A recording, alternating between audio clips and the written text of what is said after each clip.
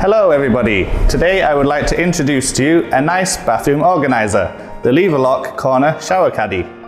You can remove and reinstall onto any smooth surface and it doesn't leave any marks. Let's first clean the wall. Please be careful not to install into a grout line of the tiles. Then buckle the suction cup on the basket. There are two installation methods. You can install the suction cups on either side or on the same side, fit for corners at different angles. Put your palm on the suction cup pad and press it. Wow, the basket is attached to the wall in a second. The great suction makes it stay stable.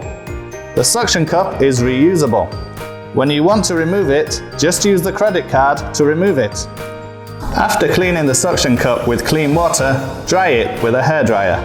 It can be reinstalled to any place you need.